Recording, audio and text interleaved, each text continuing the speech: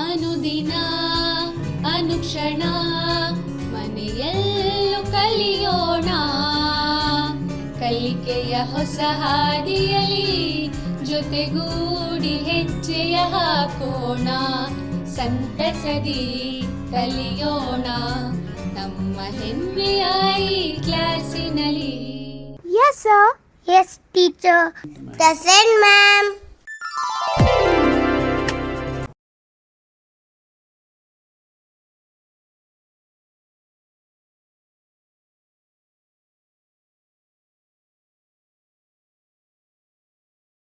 ಎಲ್ಲರಿಗೂ ನಮಸ್ಕಾರ. ಆತ್ಮೀಯ ವಿದ್ಯಾರ್ಥಿಗಳೇ, ವಿದ್ಯಾಗಮ ಸಂವೇದ ಕಲಿಕಾ ಕಾರ್ಯಕ್ರಮಕ್ಕೆ ಮತ್ತೊಮ್ಮೆ ನಿಮಗೆ ಸ್ವಾಗತ.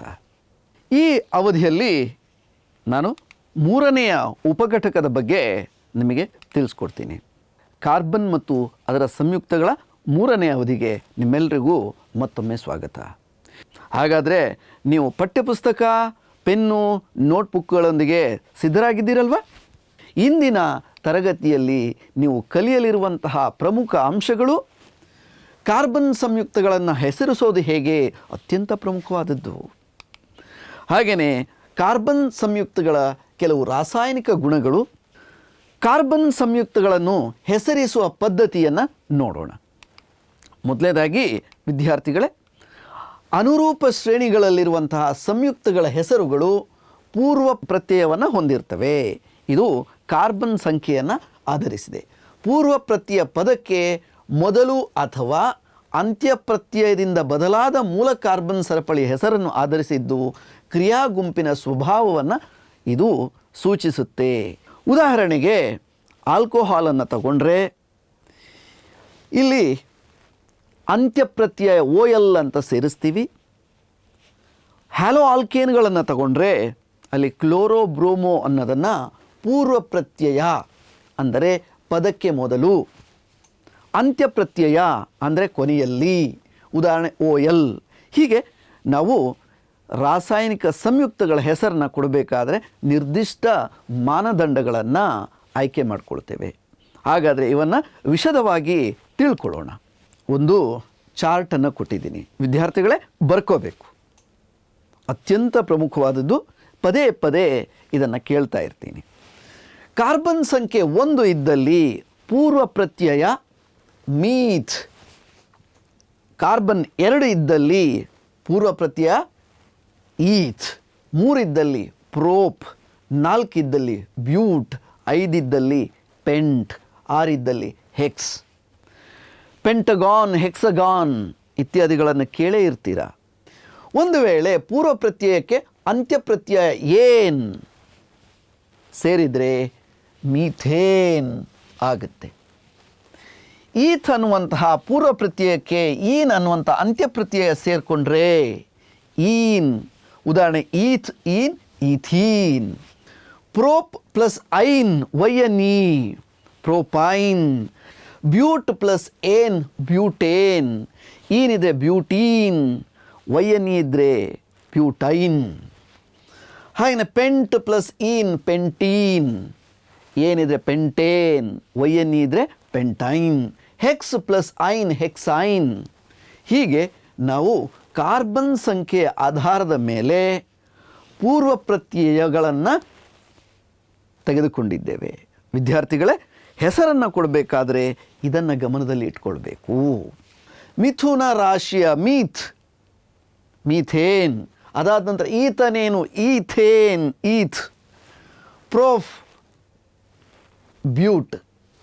ಹೀಗೆ ಮೊದಲ 4 ಸದಸ್ಯರುಗಳನ್ನು ನೆನಪಿಡೋದಕ್ಕೋಸ್ಕರ ನಿಮಗೊಂದು ತಂತ್ರವನ್ನು ಕೊಡ್ತಾ ಇದ್ದೀನಿ.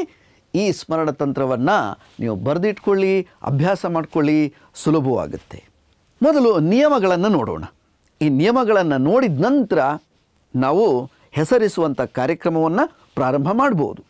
ಮೊದಲನೇದಾಗಿ ಸಂಯುಕ್ತಗಳಲ್ಲಿನ ಕಾರ್ಬನ್ ಪರಮಾಣುಗಳ ಸಂಖ್ಯೆಯನ್ನು ಗುರುತಿಸಬೇಕು. ಒಂದು ವೇಳೆ ಕ್ರಿಯಾ ಗುಂಪು ಕಂಡುಬಂದಲ್ಲಿ ಆ ಸಂಯುಕ್ತವನ್ನು ಅದರ ಪೂರ್ವ ಪ್ರತ್ಯಯ ಅಥವಾ ಅಂತ್ಯ ಪ್ರತ್ಯಯ ಬಳಸಿ ನಾವು ಹೆಸರನ್ನು ಕೊಡ್ತೀವಿ. ಉದಾಹರಣೆಗೆ ಕ್ಲೋರೋಪ್ರೋಪೇನ್. ಕ್ಲೋರೋ ಅನ್ನೋದು ಪೂರ್ವ ಪದವಾಗಿದೆ. ಪ್ರೊಪೆನೋನ್ ONE ಅನ್ನೋದು ಅಂತ್ಯ ಪ್ರತ್ಯಯ. ಇದು ಪೂರ್ವ ಪ್ರತ್ಯಯ ಅದು ಅಂತ್ಯಪ್ರತ್ಯಯ. ಎರಡಕ್ಕೂ ಕೂಡ ಒಂದೊಂದು ಉದಾಹರಣೆಯನ್ನು ಕೊಟ್ಟಿದ್ದೇನೆ.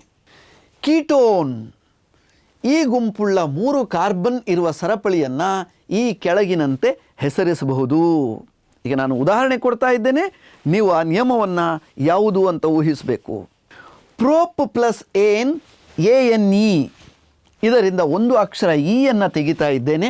ಕೊನೆಯ ಇಯನ್ನು ತೆಗೆದಾಗ ಇಲ್ಲಿ ಪ್ರೋಪೇನ್ ಉಳಿಯಿತು. ಇದಕ್ಕೆ ONE ಅನ್ನುವಂತಹ ಪದವನ್ನು ಸೇರಿಸಿದರೆ ಪ್ರೋಪ್ ಏನ್ ಓನ್, 3 ಪದಗಳನ್ನು ಸೇರಿಸಿ ಒಂದು ಪದವನ್ನಾಗಿಸಿದ್ದೇವೆ. ಪ್ರೋ ಪ್ಲಸ್ ಏನ್ ಪ್ಲಸ್ ಓನ್, ಪ್ರೋಪೆನೋನ್. ಹೀಗೆ ನಾವು ಹೆಸರನ್ನು ಕೊಡ್ತೇವೆ. ಹಾಗಾದರೆ ಇದು ಯಾವ ನಿಯಮ? ಯೋಚನೆ ಮಾಡ್ತಾ ಇದ್ದೀರಾ? ನಿಯಮ, ಒಂದು ವೇಳೆ ಕ್ರಿಯಾ ಗುಂಪಿನ ಹೆಸರು ಅಂತ್ಯಪ್ರತ್ಯಯ ONE ಓನ್ ಆಗಿದ್ದು ಮತ್ತು ಅದರ ಹೆಸರು ಆಂಗ್ಲ ಭಾಷೆಯ ಸ್ವರಾಕ್ಷರಗಳಾದ ONE ಓ ಅಂತ ಪ್ರಾರಂಭವಾಗುತ್ತೆ. AEIOU, ಅದಕ್ಕೆ ಕೆಂಪಲ್ಲಿ ಮಾರ್ಕ್ ಮಾಡಿದ್ದೇನೆ. AEIOUಗಳಿಂದ ಪ್ರಾರಂಭಗೊಂಡಲ್ಲಿ ಕಾರ್ಬನ್ ಸರಪಳಿಯ ಹೆಸರಿನ ಕೊನೆಯ ಅಕ್ಷರ ಇಯನ್ನು ತೆಗೆದಿದ್ದು ನೋಡಿದ್ರಿ. ಆಂಗ್ಲ ಪದದಲ್ಲಿನ ಈ ಅಕ್ಷರವನ್ನು ಅಳಿಸಿ ಸೂಕ್ತ ಅಂತ್ಯಪ್ರತ್ಯಯವನ್ನು ಸೇರಿಸಿ ಇಲ್ಲಿ ಓನ್ ಸೇರಿಸಿ ಮಾರ್ಪಡಿಸಲಾಗುತ್ತದೆ. ಹಾಗಾಗಿ ನಮಗೆ ದೊರೆತಿರುವಂತಹ ಹೆಸರು ಪ್ರೋಪೆನೋನ್. ವಿದ್ಯಾರ್ಥಿಗಳೇ, ಮೊದಲು ಕಾರ್ಬನ್ ಸಂಖ್ಯೆಯನ್ನು, ನಂತರ ಯಾವುದು ಪೂರ್ವ ಪ್ರತ್ಯಯನೋ ಅಂತ್ಯಪ್ರತ್ಯಯನೋ ಅಂತ ತಿಳ್ಕೊಂಡು ನಾವು ಹೆಸರನ್ನು ಕೊಡಬೇಕಾಗುತ್ತೆ. ಈಗ 4ನೇ ನಿಯಮ, ಒಂದು ವೇಳೆ ಕಾರ್ಬನ್ ಸರಪಳಿಯು ಅಪರ್ಯಾಪ್ತ ಅಂದರೆ ದ್ವಿಬಂಧ ಅಥವಾ ತ್ರಿಬಂಧವನ್ನು ಹೊಂದಿದ್ದಲ್ಲಿ ಏನ್ ಅನ್ನುವಂತಹ ಪದಕ್ಕೆ ಬದಲಾಗಿ ನಾವು ಈನ್ ಅಥವಾ ಐನ್ ಎಂಬ ಪದದಿಂದ ಸ್ಥಾನಪಲ್ಲಟಗೊಳಿಸ್ತೀವಿ ಅಥವಾ ಆದೇಶನಗೊಳ್ಳುತ್ತೆ. ದ್ವಿಬಂಧವಿದ್ದರೆ 3 ಕಾರ್ಬನ್ ಇರುವಂತಹ ಸರಪಳಿಯನ್ನು ಪ್ರೋಪೀನ್ ಅಂತ ಕರಿತೀವಿ. ಒಂದು ವೇಳೆ ತ್ರಿಬಂಧ ಇದ್ದಲ್ಲಿ ನಾವು ಅದನ್ನು ಪ್ರೋಪೈನ್ ಅಂತ ಕರಿತೀವಿ. ಅರ್ಥ ಆಯ್ತಲ್ವ ಮಕ್ಕಳೇ? ನಿಯಮಗಳು ಸುಲಭವಾಗಿವೆ. ನಾವು ಅಭ್ಯಾಸ ಮಾಡ್ತಾ ಹೋದಲ್ಲಿ ಅದು ಇನ್ನಷ್ಟು ಸುಲಭವಾಗುತ್ತೆ. ಈಗ ಒಂದಷ್ಟು ನಿಮ್ಮ ಪಠ್ಯಪುಸ್ತಕದಲ್ಲಿರುವಂತಹ ಚಾರ್ಟನ್ನೇ ಹಾಕ್ಕೊಂಡಿದ್ದೇನೆ. ನೀವು ಪಠ್ಯಪುಸ್ತಕದಲ್ಲಿರುವ ಚಾರ್ಟನ್ನು ಕೂಡ ಗಮನಿಸಬಹುದು. ಹ್ಯಾಲೋ ಆಲ್ಕೇನ್ಗಳು ಅಂತಂದರೆ ಇವುಗಳಲ್ಲಿ ಕ್ಲೋರಿನ್, ಬ್ರೋಮಿನ್ ಅಂತಹ ಪರಮಾಣುಗಳು ಇರುತ್ತವೆ. ಇಲ್ಲಿ ಪೂರ್ವ ಪ್ರತ್ಯಯವಾಗಿ ಕ್ಲೋರೋಬ್ರೋಮೋ ಅಂತ ತಗೊಳ್ತೀವಿ. 1, 2, 3 ಕಾರ್ಬನ್, ಮಿಥುನ ರಾಶಿಯ ಈತನೇನು, ಪ್ರೊಫೆಸರನೇ ಅಂತಂದರೆ ಪ್ರೋಪ್. ಏಕಬಂಧ ಇದೆ, ಕೇವಲ ಏಕಬಂಧವನ್ನು ಮಾತ್ರ ಕಾರ್ಬನ್ಗಳ ನಡುವೆ ನೋಡ್ತಾ ಇದ್ದೇವೆ. ಹಾಗಾಗಿ ನಾವಿಲ್ಲಿ ಏನು ಮಾಡ್ತಾ ಇದ್ದೇವೆ? ಏನ್ ಅನ್ನುವಂಥ ಪದವನ್ನು ಸೇರಿಸ್ತಾ ಇದ್ದೇವೆ. ಹೀಗಾಗಿ ಕ್ಲೋರೋಪ್ರೋಪೇನ್. ಹಾಗೆಯೇ ಬ್ರೋಮಿನ್ ಇದ್ದಲ್ಲಿ ನಾವು ಬ್ರೋಮೋಪ್ರೋಪೇನ್ ಅಂತ ಹೆಸರನ್ನು ಕೊಡ್ತೇವೆ. ಗೊತ್ತಾಯ್ತಲ್ಲ ವಿದ್ಯಾರ್ಥಿಗಳೇ? ಈಗ ಆಲ್ಕೋಹಾಲ್ ಇದ್ದಲ್ಲಿ ಅಂತ್ಯಪ್ರತ್ಯಯ OL. 3 ಕಾರ್ಬನ್ ಇದ್ದಲ್ಲಿ 1, 2, 3 ಮತ್ತು ಪ್ರೋಪ್. ಹ್ಯಾಲೋ ಆಲ್ಕೇನ್ಗಳನ್ನು ಹೊರತುಪಡಿಸಿ ಉಳಿದಂಥ ಎಲ್ಲ ಕ್ರಿಯಾ ಗುಂಪುಗಳು ಅಂತ್ಯಪ್ರತ್ಯಯವಾಗ್ತವೆ ಅನ್ನೋದನ್ನು ನೆನಪಲ್ಲಿ ಇಟ್ಕೊಳ್ಳಿ. ಪ್ರೋಪ್ ಪ್ಲಸ್ ಏನ್ ಪ್ರೋಪೇನ್ ಪ್ಲಸ್ OL ಪ್ರೋಪೆನಾಲ್ ಅಂತ ನಾವು ಇದಕ್ಕೆ ಹೆಸರನ್ನು ಕೊಡ್ತೀವಿ. ಗೊತ್ತಾಯ್ತಲ್ಲ? ಆಲ್ಡಿಹೈಡ್ಗಳಿದ್ದಲ್ಲಿ ಅಂತ್ಯಪ್ರತ್ಯಯ AL. CHO ಗುಂಪು ಇದ್ದಲ್ಲಿ ಆಲ್ಡಿಹೈಡ್ ಅಂತ ಗುರುತಿಸ್ತೀವಿ. 3 ಇದ್ದರೆ ಪ್ರೋಪ್. ಕಾರ್ಬನ್ ಸರಪಳಿಯ ನಡುವೆ ಏಕಬಂಧ ಇದೆ. ಪ್ರೋಪ್ ಪ್ಲಸ್ ಏನ್ AL ಆಲ್ಡಿಹೈಡ್ ಇದ್ದಲ್ಲಿ ನಾವು ಆಲ್ ಅಂತ ಸೇರಿಸ್ತೀವಿ. ಹಾಗಾಗಿ ಇದರ ಹೆಸರು ಪ್ರೋಪೆನಾಲ್ ಅಂತ. ಕೀಟೋನ್ ಅನ್ನುವಂತಹ ಕ್ರಿಯಾ ಗುಂಪು ಅಂತ್ಯಪ್ರತ್ಯಯ ONE ಓನ್. 3 ಕಾರ್ಬನ್ ಇರೋದರಿಂದ ಮತ್ತೆ ಪ್ರೋಪ್, ಮಿಥುನ ರಾಶಿಯ ಈತನೇನು, ಪ್ರೊಫೆಸರನೇ. ಪ್ರೋಪ್ ಕಾರ್ಬನ್ ಕಾರ್ಬನ್ ಸರಪಳಿಗಳ ನಡುವೆ ಏಕಬಂಧ ಇದೆ, ಏನ್. ಕೊನೆಯಲ್ಲಿ ಅಂತ್ಯಪ್ರತ್ಯಯ ಓನ್ ಸೇರಿಸಿದರೆ ಪ್ರೊಪೆನೋನ್.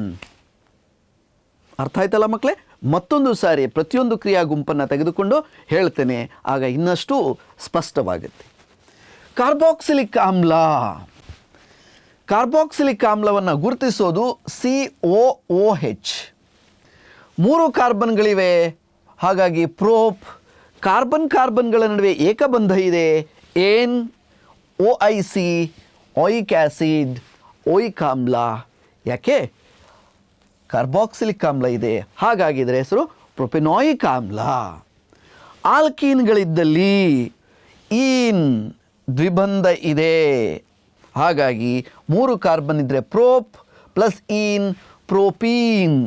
ಈಗಾಗಲೇ ಇದನ್ನು ತಿಳ್ಕೊಂಡಿದ್ದೀರ. ಆಲ್ಕೈನ್ಗಳು ಹೆಸರೇ ಹೇಳುತ್ತೆ, ನನ್ನಲ್ಲಿ ಒಂದು ತ್ರಿಬಂಧ ಇದೆ ಅನ್ನೋದನ್ನು ಅದು ತೋರಿಸ್ತಾ ಇದೆ. ಈ ರೀತಿಯಾಗಿ ತ್ರಿಬಂಧ ಇದೆ. ಸೊ ಸುಲಭ ಆಯ್ತು ನಿಮಗೆ. ಐನ್ ಅನ್ನುವಂತಹ ಪ್ರತ್ಯಯದಿಂದ ಕೊನೆಗೊಳ್ಳುತ್ತೆ. 3 ಕಾರ್ಬನ್ಗಳಿರೋದ್ರಿಂದ ಪ್ರೋಪ್ ಪ್ಲಸ್ YNE ಪ್ರೋಪೈನ್. ಇದು ಆಲ್ಕೋಹಾಲ್ಗಳು ವಿದ್ಯಾರ್ಥಿಗಳೇ. ಹಾಗಾದರೆ ನಿಮಗೆ ಈಗಾಗಲೇ ಗೊತ್ತಿದೆ ಆಲ್ಕೋಹಾಲ್ಗಳಲ್ಲಿ OH ಅನ್ನುವಂಥ ಕ್ರಿಯಾ ಗುಂಪು ಇರುತ್ತೆ ಅನ್ನೋದು ನಿಮಗೆ ಗೊತ್ತಿದೆ. ಇಲ್ಲಿ ಮೆಥನಾಲ್.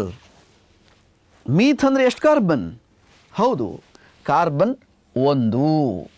ಕಾರ್ಬನ್ನ ವೇಲೆನ್ಸಿ, ಕಾರ್ಬನ್ ಬರೆದ ನಂತರ ನೀವು ಅಲ್ಲಿ ಎಣಿಸಬೇಕು 1, 2, 3, 4 ಅಂತ ಚತುರ್ವೇಲೆನ್ಸಿಯ ಕಾರ್ಬನ್ ನಿಮಗೆ ಗೊತ್ತಿರಬೇಕು.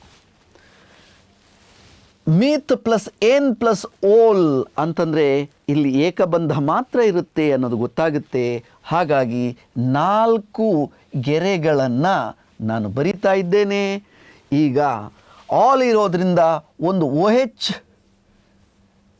ಗುಂಪನ್ನು ಸೇರಿಸಿದ್ದೇನೆ, ಉಳಿದವೆಲ್ಲವೂ ಕೂಡ ಹೈಡ್ರೋಜನ್. ಹೀಗೆ ನಾವು ಮೆಥನಾಲ್ ಅಥವಾ ಮೀಥೆನಾಲ್ ರಚನೆಯನ್ನು ಬರಿತೀವಿ. ಅಣುಸೂತ್ರವೇನು? ಕಾರ್ಬನ್ ಎಷ್ಟಿದೆ? 1. ಹೈಡ್ರೋಜನ್ ಎಷ್ಟಿದೆ? 3 ಇದೆ. ಅದಕ್ಕೇನು ಸೇರಿಸಿದ್ದೇವೆ? OH ಅನ್ನು ಸೇರಿಸಿದ್ದೇವೆ. ಈ ರೀತಿಯಾಗಿ ಮೆಥನಾಲ್ನ ಅಣುಸೂತ್ರವನ್ನು ಬರಿತೀವಿ. ಇದು ಎಥನಾಲ್ನ ಅಣುಸೂತ್ರ. ಮತ್ತೊಂದು ಕ್ರಿಯಾ ಗುಂಪನ್ನು ಹೊಂದಿರುವಂಥ ಅನುರೂಪ ಶ್ರೇಣಿ ಆಲ್ಡಿಹೈಡ್. ಇಲ್ಲಿ ಅಂತ್ಯಪ್ರತ್ಯಯ AL. ಇದನ್ನು ಬರೆಯೋದು ಹೇಗೆ ಅಂತ ನೋಡೋಣ. ಮೆಥನ್ಯಾಲ್, ಅದಾದ ನಂತರ ಎಥನ್ಯಾಲ್. ಹಾಗಾದರೆ ನನ್ನ ಜೊತೆ ಬರೆಯೋಕ್ಕೆ ಸಿದ್ಧರಿದ್ದೀರಲ್ವ? ಮೀಥ್ 1 ಕಾರ್ಬನ್ ಇರಬೇಕು. ಮೀಥ್ ಅಂತಂದರೆ ಸೊ ಜೊತೆಗೆ C ದ್ವಿಬಂಧ OH. ಇದು ಆಲ್ಡಿಹೈಡ್ ಗುಂಪು. ಕಾರ್ಬನ್ ಸುತ್ತಲೂ ಕೂಡ 3 ಗೆರೆಗಳನ್ನು ಎಳೆದಿದ್ದೇನೆ. ಇನ್ನೊಂದು ಗೆರೆ ಬಾಕಿ ಇದೆ, ಅದನ್ನು ಇಲ್ಲಿ ಬರೆದು ಹೈಡ್ರೋಜನನ್ನು ಬರೀತೀನಿ. ಹಾಗಾಗಿ ಮೆಥನ್ಯಾಲ್ ಆಲ್ಡಿಹೈಡ್. ಇದರ ಸೂತ್ರ HCHO. ಇದನ್ನು ಏನಂತ ಕರಿತೀವಿ? ಅಣುಸೂತ್ರ. ಬರ್ಕೊಂಡ್ರಲ್ಲ? ಹಾಗಾದರೆ ಎರಡನೆಯ ಸಂಯುಕ್ತ ನೀವೇ ಬರೆಯೋಕ್ಕೆ ಪ್ರಯತ್ನಿಸಿ. ಬರಿತಾ ಇದ್ದೀರಾ? ನೋಡಿ, ಈಥೆನ್ಯಾಲ್, ಎಥನ್ಯಾಲ್ ಅಂತಂದರೆ ಇಲ್ಲಿ ಏಕಬಂಧ ಮಾತ್ರ ಇದೆ ಕಾರ್ಬನ್ ಕಾರ್ಬನ್ಗಳ ನಡುವೆ.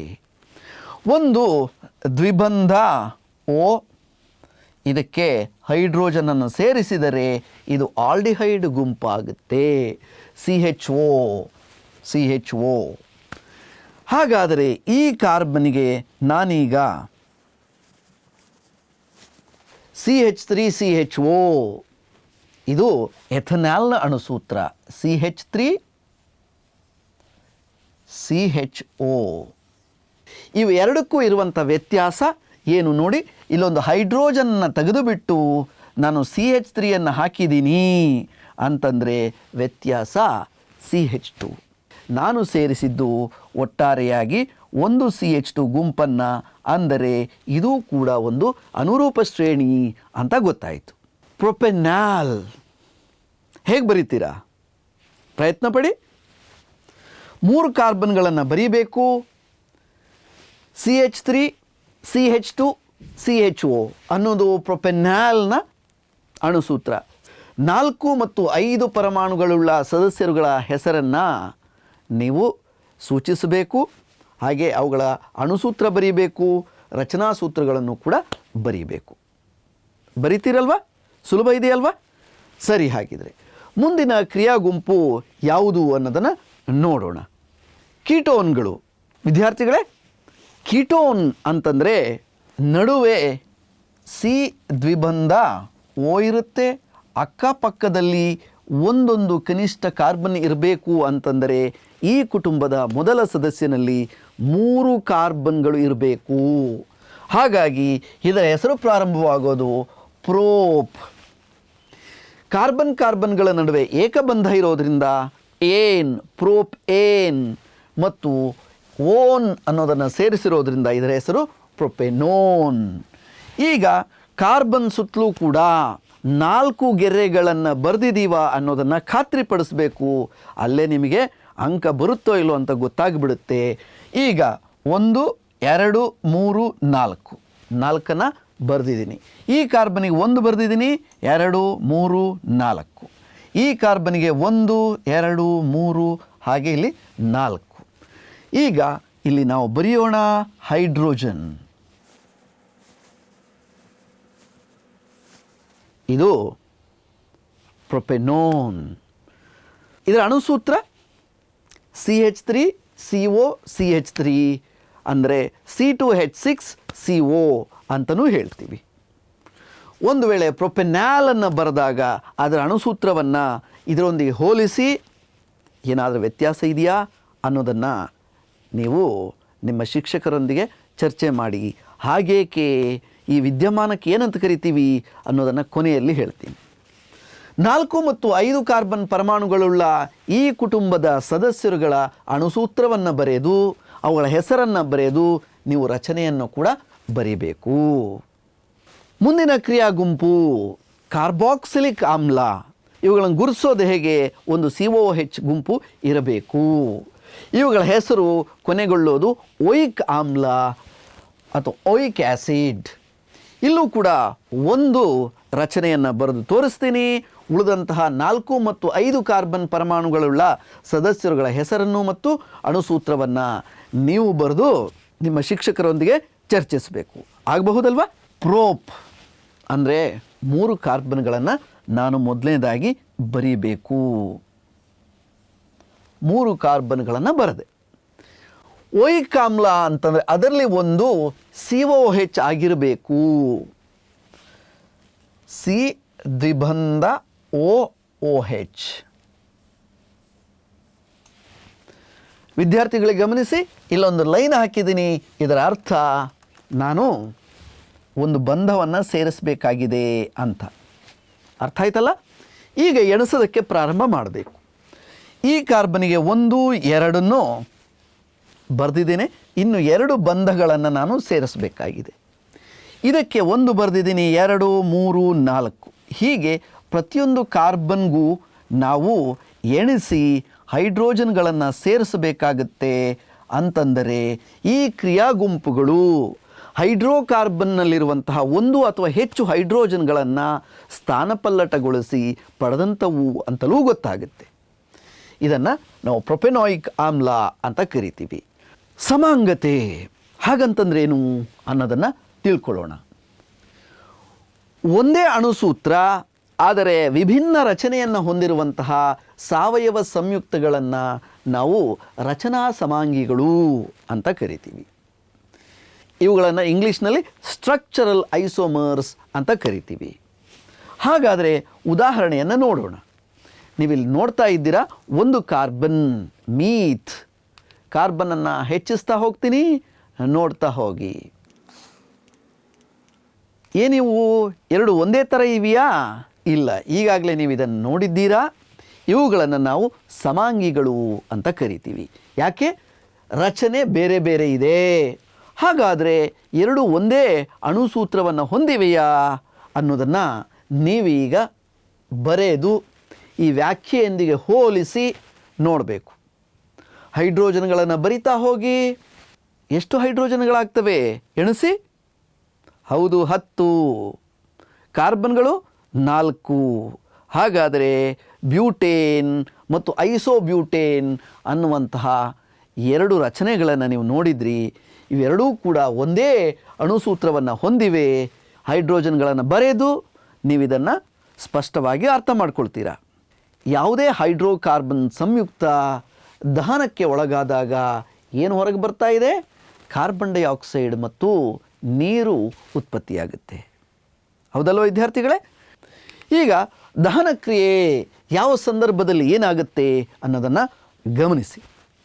ಕಾರ್ಬನ್ ಪ್ಲಸ್ ಆಕ್ಸಿಜನ್, ಬಾಣದ ಗುರುತು ಕಾರ್ಬನ್ ಡೈಆಕ್ಸೈಡ್ ಪ್ಲಸ್ ಶಾಖ ಮತ್ತು ಬೆಳಕು. ಕಲ್ಲಿದ್ದಲನ್ನು ದಹಿಸಿದಾಗ ನಮಗೆ ಕಾರ್ಬನ್ ಡೈಆಕ್ಸೈಡ್, ಶಾಖ ಮತ್ತು ಬೆಳಕು ಉತ್ಪತ್ತಿಯಾಗುತ್ತೆ. ಹಾಗೆಯೇ ಮೀಥೇನನ್ನು ನಾವು ದಹಿಸಿದಾಗ ನಮಗೆ ಕಾರ್ಬನ್ ಡೈಆಕ್ಸೈಡ್, ನೀರು, ಶಾಖ ಮತ್ತು ಬೆಳಕು ಬರುತ್ತೆ. ಎಥನಾಲನ್ನು ದಹಿಸಿದಾಗ ಕಾರ್ಬನ್ ಡೈಆಕ್ಸೈಡ್ ಮತ್ತು ನೀರು ಜೊತೆಗೆ ಶಾಖ ಮತ್ತು ಬೆಳಕು ಉತ್ಪತ್ತಿಯಾಗುತ್ತೆ. ಈ ಸಮೀಕರಣಗಳು ಸರಿದೂಗಿವೆಯೇ? ಪ್ರತಿಯೊಂದನ್ನು ನೋಡೋಣ. ಇದು ಪ್ರತಿವರ್ತಕ, ಇದು ಉತ್ಪನ್ನ. 1 ಕಾರ್ಬನ್, ಇಲ್ಲೂ ಕೂಡ 1 ಕಾರ್ಬನ್, 2 ಆಕ್ಸಿಜನ್, ಇಲ್ಲೂ ಕೂಡ 2 ಇದೆ. ಹಾಗಾಗಿ ಸರಿದೂಗಿದೆ. ಇದು ಸರಿದೂಗಿದ ಸಮೀಕರಣ. ಎರಡನೇದನ್ನು ನೋಡೋಣ. ಇಲ್ಲಿ 1 ಕಾರ್ಬನ್ ಇದೆ, ಇಲ್ಲೂ 1 ಕಾರ್ಬನ್ ಇದೆ. ಇಲ್ಲಿ 4 ಹೈಡ್ರೋಜನ್ಗಳಿವೆ, ಈ ಭಾಗದಲ್ಲಿ 2 ಇದೆ. ಹಾಗಾದರೆ ನಾನು ಇಲ್ಲಿ 2 2ಲಿ 4, 2 ಬರೀತೀನಿ. ಆಗ ಆಕ್ಸಿಜನ್ ಎಷ್ಟಾಯಿತು? 2 ಆಕ್ಸಿಜನ್ ಪ್ಲಸ್ 2 4 ಆಗುತ್ತೆ. ಸೊ ಹಾಗಾಗಿ ಇಲ್ಲೇನು ಮಾಡಬೇಕು? ನಾನು 2 ಬರೀಬೇಕು. ಇದು ಸರಿದೂಗಿದ ಸಮೀಕರಣ. ಈಗ ಮುಂದಿನ ಸಮೀಕರಣವನ್ನು ನೋಡೋಣ. ಇಲ್ಲಿ ಕಾರ್ಬನ್ 2 ಇದೆ, ಇಲ್ಲಿ ಕಾರ್ಬನ್ 1 ಇದೆ. ಹಾಗಾಗಿ ನಾನಿಲ್ಲಿ ಹೈಡ್ರೋಜನ್ 5 + 6 ಇದೆ. ಹಾಗೆಯೇ ಇಲ್ಲಿ ಹೈಡ್ರೋಜನ್ 2 ಇದೆ. 2 3ಲಿ 6, 3 ಬರೀತೀನಿ. ಈ ಆಕ್ಸಿಜನ್ಗಳು ಎಷ್ಟಾಗ್ತವೆ? ಇಲ್ಲಿ 3 ಇದೆ, ಇಲ್ಲಿ 3 + 4 7 ಆಗಿದೆ. ಹಾಗಾದರೆ ಇಲ್ಲಿ 1 ಇದೆ, ಇಲ್ಲಿ 3 ಬರೆದರೆ 3 2 6 + 1 7. ಹಾಗಾದರೆ ವಿದ್ಯಾರ್ಥಿಗಳೇ, ಈಗ ಒಂದು ಚಟುವಟಿಕೆಯನ್ನು ಮಾಡೋಣ. ಈ ಚಟುವಟಿಕೆಯ ಸಹಾಯದಿಂದ ದಹನ ಕ್ರಿಯೆಯ ಸಂದರ್ಭದಲ್ಲಿ ಏನೇನು ಆಗುತ್ತೆ, ನಾವು ಏನೇನು ವೀಕ್ಷಣೆ ಮಾಡ್ತೇವೆ ಅನ್ನೋದನ್ನು ನೋಡೋಣ. ವಿದ್ಯಾರ್ಥಿಗಳೇ ಗಮನಿಸಿ, ನಾನು ಆಲ್ಕೋಹಾಲ್ ಸಂಯುಕ್ತವೊಂದನ್ನು ತೆಗೆದುಕೊಳ್ತಾ ಇದ್ದೇನೆ, ಅದನ್ನು ದಹಿಸ್ತಾ ಇದ್ದೇನೆ. ಈಗ ಇದರ ಮೇಲೆ ಒಂದು ಚಮಚವನ್ನು ಹಿಡ್ಕೊಂಡಿದ್ದೇನೆ. ಈ ಚಮಚದಲ್ಲಿ ಯಾವುದಾದರೂ ಮಸಿಯಂಥ ವಸ್ತು ಸಂಗ್ರಹವಾಗುತ್ತಾ ಅಂತ ನೋಡೋಣ. ಯಾವುದೇ ರೀತಿಯಾದಂತಹ ಮಸಿಯಂತಹ ವಸ್ತು ಉತ್ಪತ್ತಿಯಾಗಿಲ್ಲ. ವಿದ್ಯಾರ್ಥಿಗಳೇ, ಈಗ ಕರ್ಪೂರವನ್ನು ತೆಗೆದುಕೊಳ್ತಾ ಇದ್ದೇನೆ. ಈಗ ನೋಡೋಣ ಏನಾಗುತ್ತೆ ಅಂತ. ನೋಡ್ತಾ ಇದ್ದೀರಾ ದಟ್ಟ ಹೊಗೆ ಉತ್ಪತ್ತಿಯಾಗ್ತಾ ಇರೋದನ್ನು. ಈಗ ಕಪ್ಪು ಬಣ್ಣದ ಮಸಿ ಉತ್ಪತ್ತಿಯಾಗಿರೋದನ್ನು, ಇದನ್ನು ಕಾರ್ಬನ್ ಅವಶೇಷ ಅಂತ ಕರಿತೀವಿ. ವಿದ್ಯಾರ್ಥಿಗಳೇ, ಈಗ ನ್ಯಾಪ್ತಲೀನ್ ಬಾಲನ್ನು ಪುಡಿ ಮಾಡಿ ಸ್ವಲ್ಪ ಪ್ರಮಾಣದಲ್ಲಿ ತೆಗೆದುಕೊಂಡಿದ್ದೇನೆ.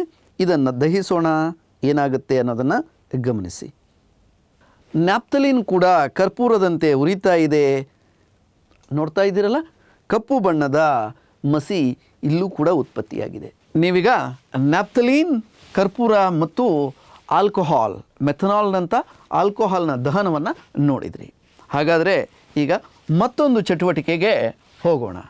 ಗ್ಯಾಸ್ ಸ್ಟವನ್ನು ಹೊತ್ತಿಸಿ ಅದರ ತಳಭಾಗದಲ್ಲಿರುವಂಥ ಕಿಂಡಿಯನ್ನು ಸರಿ ಹೊಂದಿಸುವ ಮೂಲಕ ಬೇರೆ ಬೇರೆ ಜ್ವಾಲೆ ಅಥವಾ ಧೂಮಗಳನ್ನು ನೀವು ಪಡಿಬಹುದು.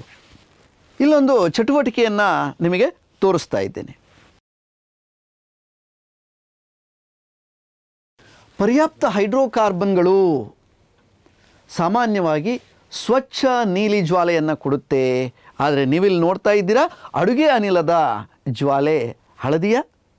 ಯಾಕೆ ಹೀಗಾಯಿತು? ನಾನೇನು ಮಾಡಿದೆ? ನಾನು ಕೆಳಗಿರುವಂತಹ ಕಿಂಡಿಯನ್ನು ಸರಿ ಹೊಂದಿಸಿ ಕೈ ಬೆರಳುಗಳಿಂದ ಅದನ್ನು ಹಿಡಿದು ಆಕ್ಸಿಜನ್ನ ಪ್ರಮಾಣವನ್ನು ವ್ಯತ್ಯಾಸ ಮಾಡಿದಾಗ ನೀವು ಈ ರೀತಿಯಾದಂಥ ಬದಲಾವಣೆಯನ್ನು ಗಮನಿಸಿದ್ರಿ. ಯಾವ ಸಂದರ್ಭದಲ್ಲಿ ನೀವು ಹಳದಿ ಬಣ್ಣದ ಜ್ವಾಲೆಯನ್ನು ಪಡಿತೀರಾ, ಹಾಗೆ ಯಾವ ಸಂದರ್ಭದಲ್ಲಿ ನೀವು ನೀಲಿ ಜ್ವಾಲೆಯನ್ನು ಪಡಿತೀರಾ ಅನ್ನೋದನ್ನು ನೀವೀಗ ನೋಡಿದ್ರಿ. ಅಂದರೆ ಆಕ್ಸಿಜನ್ ಪೂರೈಕೆಯಲ್ಲಿ ವ್ಯತ್ಯಯ ಆದಾಗ ನಾವು ಯಾವ ರೀತಿಯಾದಂಥ ಜ್ವಾಲೆ ನೋಡಿದ್ವಿ, ಹಳದಿ ಬಣ್ಣದ ಜ್ವಾಲೆ ನೋಡ್ತೀವಿ. ಆಕ್ಸಿಜನ್ ಪೂರೈಕೆ ಯಥೇಚ್ಛವಾಗಿದ್ದಾಗ ನೀಲಿ ಬಣ್ಣದ ಜ್ವಾಲೆಯನ್ನು ನೋಡ್ತೀವಿ. ಅಪರ್ಯಾಪ್ತ ಕಾರ್ಬನ್ ಸಂಯುಕ್ತಗಳು ಹಳದಿ ಬಣ್ಣದ ಜ್ವಾಲೆಯೊಂದಿಗೆ ಹೆಚ್ಚಿನ ಪ್ರಮಾಣದಲ್ಲಿ ಕಪ್ಪು ಬಣ್ಣದ ಹೊಗೆಯನ್ನು ಕೊಡುತ್ತವೆ. ಇದನ್ನು ನೀವು ಆ ಪ್ರಯೋಗದ ಮೂಲಕ ನ್ಯಾಪ್ಥಲೀನ್ ಮತ್ತು ಕರ್ಪೂರ ದಹನ ಮಾಡಿದಾಗ ಸಿಕ್ಕಿರುವಂತಹ ವಸ್ತುವನ್ನು ನೋಡಿದಾಗ ನಿಮಗೆ ಅರ್ಥ ಆಗಿದೆ. ವಿದ್ಯಾರ್ಥಿಗಳೇ, ಪೂರ್ಣ ಮತ್ತು ಅಪೂರ್ಣ ದಹನ ಅಂತಂದರೆ ಆಕ್ಸಿಜನ್ನ ಪೂರೈಕೆ ಕಡಿಮೆಯಾದಾಗ ಪರ್ಯಾಪ್ತ ಹೈಡ್ರೋಕಾರ್ಬನ್ಗಳು ಕೂಡ ಅಪೂರ್ಣ ದಹನವನ್ನು ಹೊಂದಿ ಕಪ್ಪು ಬಣ್ಣದ ಧೂಮಯುಕ್ತ ಜ್ವಾಲೆಯನ್ನು ಕೊಡುತ್ತವೆ ಅನ್ನೋದನ್ನು ಈಗ ತಾನೇ ನಿಮಗೆ ಪ್ರಯೋಗದ ಮೂಲಕ ನಾನು ತೋರಿಸಿದೆ. ಮನೆಯಲ್ಲಿ ಬಳಸುವಂತಹ ಅಡುಗೆ ಅನಿಲ, ಸೀಮೆ ಎಣ್ಣೆ ಸ್ಟವ್ಗಳಿಗೆ ಗಾಳಿ ಪೂರೈಸಲು ದ್ವಾರಗಳು ಅಥವಾ ಕಿಂಡಿಗಳಿರ್ತವೆ. ಗಾಳಿಯ ಒಳಹರಿವು ಸಾಕಷ್ಟು ಇದ್ದಾಗ, ಅಂದರೆ ಆಕ್ಸಿಜನ್ ಯಥೇಚ್ಛವಾಗಿ ಪೂರೈಕೆಯಾದಾಗ ಮಿಶ್ರಣವು ಸಂಪೂರ್ಣವಾಗಿ ದಹಿಸಿ ಸ್ವಚ್ಛ ನೀಲಿ ಬಣ್ಣದ ಜ್ವಾಲೆಯನ್ನು ಕೊಡುತ್ತೆ. ಅದನ್ನು ಕೂಡ ನೀವು ನೋಡಿದ್ರಿ ಅಲ್ವಾ ವಿದ್ಯಾರ್ಥಿಗಳೇ? ಅಂದರೆ ನಿಮ್ಮ ಮನೆಯಲ್ಲಿ ಬಳಸುವಂತಹ ಅಡುಗೆ ಪಾತ್ರೆಗಳ ತಳ ಒಂದು ವೇಳೆ ಕಪ್ಪು ಬಣ್ಣದಿಂದ ಕೂಡಿದ್ರೆ ಗಾಳಿಯ ರಂಧ್ರಗಳು ಕಟ್ಟಿಕೊಂಡಿವೆ, ಇಂಧನ ವ್ಯರ್ಥವಾಗ್ತಾ ಇದೆ ಅಂತ ಅರ್ಥ.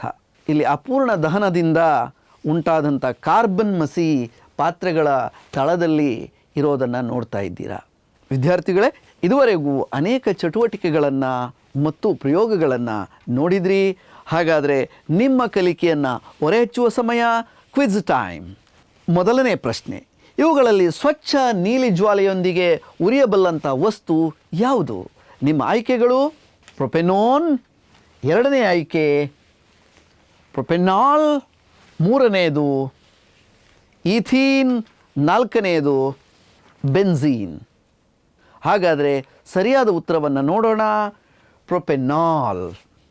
ಮುಂದಿನ ಪ್ರಶ್ನೆ, ಸಮಾಂಗತೆಯನ್ನು ಪ್ರದರ್ಶಿಸಲು ಕಾರ್ಬನ್ ಸಂಯುಕ್ತಗಳಲ್ಲಿ ಇರಬೇಕಾದಂತಹ ಕನಿಷ್ಠ ಕಾರ್ಬನ್ ಪರಮಾಣುಗಳ ಸಂಖ್ಯೆ. ನಿಮ್ಮ ಆಯ್ಕೆಗಳು ಈಗಾಗಲೇ ನಿಮಗೆ ಗೊತ್ತಿದೆ: 1, 2, 3 ಮತ್ತು 4. ಸರಿಯಾದ ಉತ್ತರ ಹೌದು, 4. ಮುಂದಿನ ಪ್ರಶ್ನೆ, C2H5COOH ಅಂತಂದರೆ ಇದರ ಹೆಸರೇನು? ಅಸಿಟೋನ್, ಎಥನೋಯಿಕ್ ಆಮ್ಲ, ಪ್ರೊಪೆನಾಲ್, ಪ್ರೊಪನೋಯಿಕ್ ಆಮ್ಲ. ಮೊದಲು ಕಾರ್ಬನ್ ಸಂಖ್ಯೆಯನ್ನು ಎಣಿಸಬೇಕು. 3 ಇದೆ, ಪ್ರೋಪ್. ಹಾಗಾಗಿ ಯಾವುದು? COOH ಇದೆ, ಅಂದರೆ ಪ್ರೊಪೆನೋಯಿಕ್ ಆಮ್ಲ. ವಿದ್ಯಾರ್ಥಿಗಳೇ, ಕೊನೆಯ ಘಟ್ಟಕ್ಕೆ ಬಂದಿದ್ದೇವೆ. ಗೃಹ ಕಾರ್ಯ, ಕೆಲವೊಂದು ಪ್ರಶ್ನೆಗಳನ್ನು ಕೊಡ್ತೀನಿ, ಬರ್ಕೊಳ್ಳಿ. ಕಾರ್ಬನ್ ಸಂಯುಕ್ತಗಳನ್ನು ಹೆಸರಿಸುವ ವಿಧಾನವನ್ನು ಆಲ್ಡಿಹೈಡ್ಗಳನ್ನು ಉದಾಹರಣೆಯಾಗಿ ತೆಗೆದುಕೊಂಡು ವಿವರಿಸಿ. ಪ್ರಶ್ನೆ: ಕಾರ್ಬನ್ ಸಂಯುಕ್ತಗಳನ್ನು ಹೆಸರಿಸುವ ವಿಧಾನವನ್ನು ಆಲ್ಡಿಹೈಡ್ಗಳನ್ನು ಉದಾಹರಣೆಯಾಗಿ ತೆಗೆದುಕೊಂಡು ವಿವರಿಸಿ. ಬರ್ಕೊಂಡ್ರಲ್ಲ? ಎರಡನೆಯ ಪ್ರಶ್ನೆ, ಈಥೇನ್ನ ದಹನ ಕ್ರಿಯೆಯನ್ನು ಸಮೀಕರಣದೊಂದಿಗೆ ವಿವರಿಸಿ. ಮುಂದಿನ ಪ್ರಶ್ನೆ, ಈ ಕೆಳಗಿನ ಸಂಯುಕ್ತಗಳ ರಚನಾ ವಿನ್ಯಾಸ ಬರೆಯಿರಿ. ಮೊದಲನೇದು ಎಥನೋಯಿಕ್ ಆಮ್ಲ, ಎರಡನೆಯದು ಬ್ರೋಮೋಪೆಂಟೇನ್, ಮೂರನೆಯದು ಬ್ಯೂಟೆನೋನ್, ನಾಲ್ಕನೇ ಸಂಯುಕ್ತ ಹೆಕ್ಸೆನ್ಯಾಲ್. ಎಥನೋಯಿಕ್ ಆಮ್ಲ, ಬ್ರೋಮೋಪೆಂಟೇನ್, ಬ್ಯೂಟೆನೋನ್ ಮತ್ತು ಹೆಕ್ಸೆನ್ಯಾಲ್ ಇವುಗಳ ರಚನಾ ವಿನ್ಯಾಸವನ್ನು ಬರೆಯಬೇಕು. ಮುಂದಿನ ಪ್ರಶ್ನೆ, ಇಂಧನಗಳು ಅಪೂರ್ಣ ದಹನಕ್ಕೆ ಒಳಗಾಗಿವೆ ಎನ್ನುವುದನ್ನು ಹೇಗೆ ತಿಳಿದುಕೊಳ್ಳಬಹುದು? ಇದಕ್ಕೆ ಕಾರಣವೇನು? ಕೊನೆಯ ಪ್ರಶ್ನೆ, ಸಮಾಂಗತೆ ಎಂದರೇನು? ವಿವರಿಸಿ. ಹೀಗೆ 5 ಪ್ರಶ್ನೆಗಳನ್ನು ಕೊಟ್ಟಿದ್ದೇನೆ. ನೀವು ಈ ಪ್ರಶ್ನೆಗಳಿಗೆ ಉತ್ತರವನ್ನು ಬರೆದು ಇದರ ಬಗ್ಗೆ ಹೆಚ್ಚಿನ ವಿವರಗಳನ್ನು ನಿಮ್ಮ ಶಿಕ್ಷಕರೊಂದಿಗೆ ಚರ್ಚೆ ಮಾಡಿ ನಿಮ್ಮ ಉತ್ತರಗಳನ್ನು ಅವರಿಗೆ ಕಳಿಸ್ಕೊಡಿ. ಇನ್ನಷ್ಟು ಮಾಹಿತಿಗಳೊಂದಿಗೆ ಮುಂದಿನ ತರಗತಿಯಲ್ಲಿ 4ನೆಯ ಉಪಘಟಕದೊಂದಿಗೆ ಹಾಜರಾಗ್ತೀನಿ. ಅಲ್ಲಿಯ ತನಕ ಎಲ್ರಿಗೂ ನಮಸ್ಕಾರ. ಧನ್ಯವಾದಗಳು ವಿದ್ಯಾರ್ಥಿಗಳೇ.